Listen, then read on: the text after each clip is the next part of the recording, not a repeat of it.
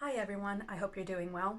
As you can see from my backdrop, I have moved since my last video, which was a long time ago. I believe my last video was filmed in July or August of last year. It's been a very busy time period to say the least. So my husband and I moved into our new home late August of last year. So we were very busy just getting prepared for the move. And then as soon as we moved in, while we absolutely love the house, it needed a lot of work.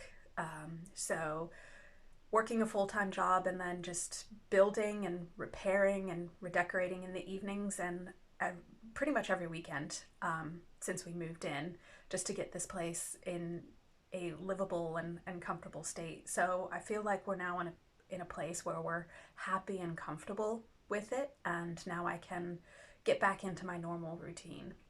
So it's as you know, it's been a long time since I filmed a video, and I feel a bit rusty. So I figured I would just do a nice gentle video of what the books that I've bought and the books that I'm currently reading, just to ease myself back into it.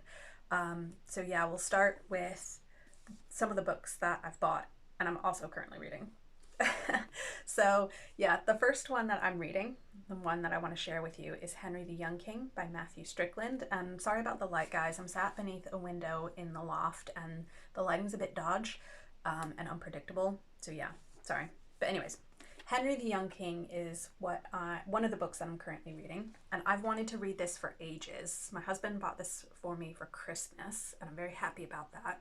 Um, as you may know from my previous videos, if you've watched my channel before, I am very fascinated by the early Plantagenet dynasty and the Angevin Empire. So Henry II and his family, his immediate family, and Henry the Young King was his eldest son and is the only example post-conquest in England of a king being coronated while his father is still the reigning monarch. I'm not sure about pre-conquest. I'm sure some of you who are knowledgeable of events pre-conquest can let me know if there's any examples of that. But yeah, so they were joint co-kings in England in the 12th century. Um, and there's a couple of reasons why Henry II decided it was a good idea to crown his son while he was still the reigning monarch.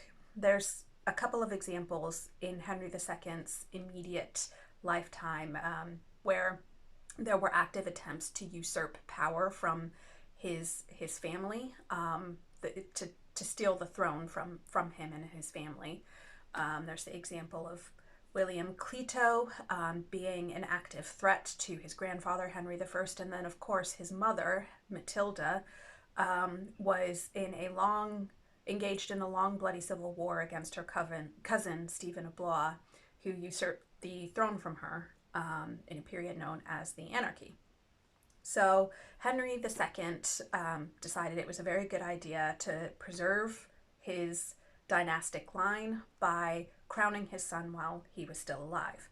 The issue, however, while in theory this would have been a good idea, in practice Henry II had real trouble letting go of power.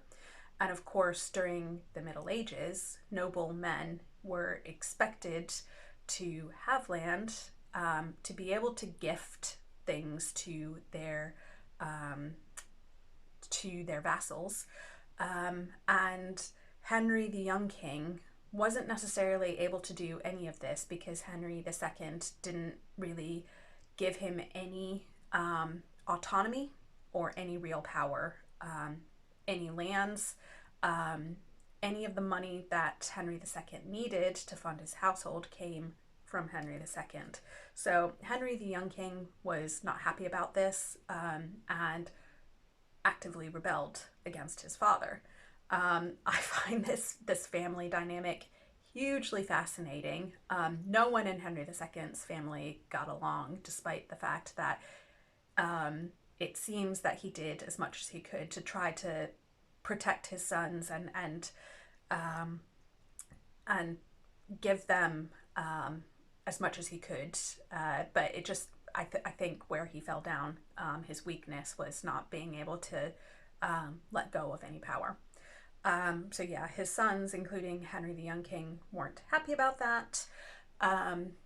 And why I am fascinated by Henry the Young King is, well, firstly, as I mentioned, he's the only example that I'm aware of in English history where a son was crowned while his father was still alive.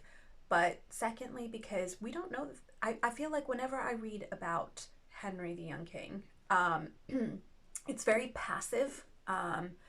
Nothing's really told from his perspective when I read about the family. We have examples, of course, with Richard the Lionheart, John, his brothers, where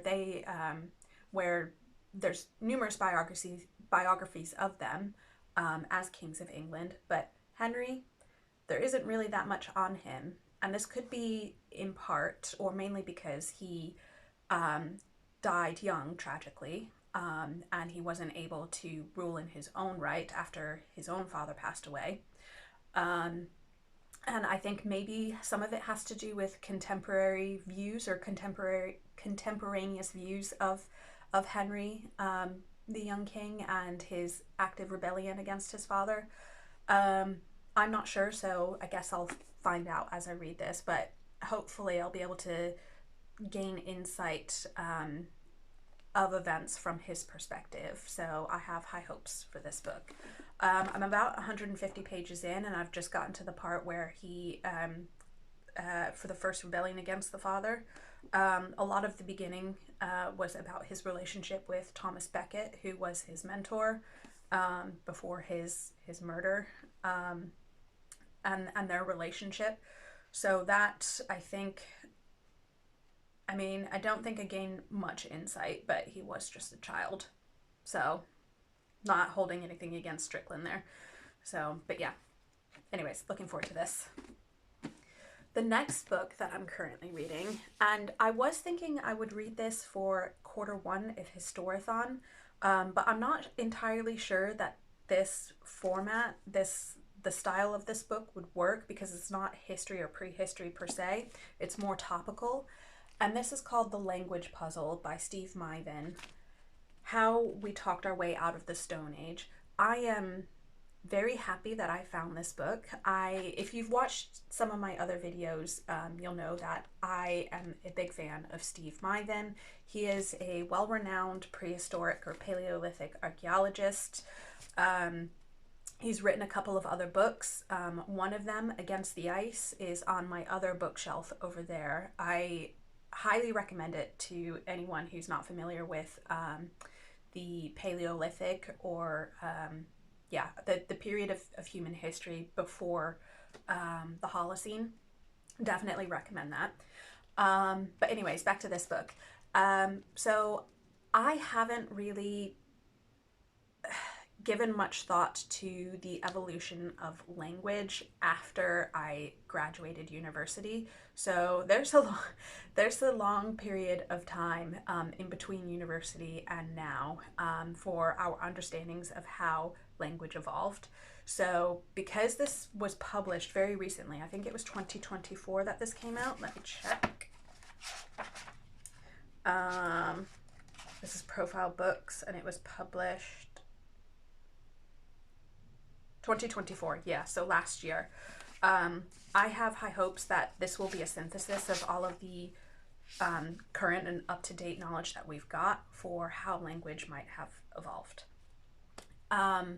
Steve Myvin gets to the heart of the issue at the beginning of the book. He says this is a very difficult topic, and it's difficult for experts in different fields to find common ground or gain a consensus on this topic, and it's difficult for any one person really to pull together all of the resources because there's so many specialisms asking this question. You've got genetics, you've got the field of psychology asking this question, anthropology, archaeology. They're all coming at it from different angles. So I think what he's going to do is synthesize all of that, or attempt to, and come to a conclusion for how language evolved. I am happy with the beginning of the book so far because he gives a crash course in hominin history, which I'm that's my passion. So I'm happy that he's coming at it. His background is archaeology and Paleolithic and prehistoric archaeology, so of course he's going to come at it from that angle. So I expect to see a lot of examples in archaeological examples of extinct humans and our own human ancestors. Examples where we can infer language capacity or modern language capacity. So that's what I'm expecting, and I'll let you know how I get on with this. And then the third book that I want to share with you, I didn't buy that many books last year. This is Dan Jones, Henry V. If you watch my channel, you know that I pretty much buy everything by Dan Jones. You can see I've got a couple behind me. His the first two books in his Essex Dogs trilogy. I just think he's a fantastic historian, and he's great at writing books for a general audience. It's very entertaining. So yeah, Henry V. Again, I'm fascinated by Henry V. I read a biography on him recently. Well, it was kind of a biography. It was by Ian Mortimer, and it was Henry V, the year of 1415. So it basically chronicled, or it detailed every single day of 1415 that led up to the Battle of Agincourt. The issue that I had with that book was, well, I guess I appreciate that Ian Mortimer basically came out and said that he doesn't like Henry V as a king. So, I mean, he's getting his biases out of the way right there, but I do think that it colored and it biased his writing and his opinions. So I'm wondering if I can get a balanced view from Dan Jones on Henry V's character. We shall see. I haven't started reading this one yet. I'm going to save this for quarter 2 of Historathon. So yeah, I will probably start reading this in April. But anyways, those are the books that I am currently reading and what I plan on reading. There's another book that I am currently reading on Everand, which is an app on my phone. I read that on my way to work. It's controversial, to say the least. It's The 48 Laws of Power by Robert Greene. And it's, I think he calls it like a self-help manual for individuals who want to learn the tactics or powers of coercion to gain power from others. It's quite cynical. And it almost, the style of writing is peculiar to me. It almost reads like he's writing like Machiavelli for a 21st century audience. But I must say, regardless of the negative opinions that I have about this book, I do like the examples from history that he gives for each law of power. And I think the structure of the book is good. So for each law of power, he gives examples where there's the observance of the law. So provides historical examples for the observance of the law. Then he details an example from history where someone has transgressed and why that fails or where they went wrong. And then he finishes with a section of the chapter called Keys to Power, where it's basically an interpretation and rationale for applying the law or how to apply the law. I am reading this book because, as I say, I'm fascinated by the examples of history. And I do kind of want to understand or know when such tactics of manipulation or coercion are being used against me. I can see examples in the corporate world, politicians, but as I say, this is a pretty controversial book, but one that I am finding very fascinating. It's not a book that I would want to, it's a very cynical book, as I say, and I almost feel like I need to read something a bit happier after, just so that my opinion of human nature isn't clouded by this. But yeah, anyways, I'm rambling now. That's the final book that I'm reading. And yeah, so until next time, BookTube, which should hopefully be next week, I hope you all have a great weekend and a fantastic week ahead. Bye for now.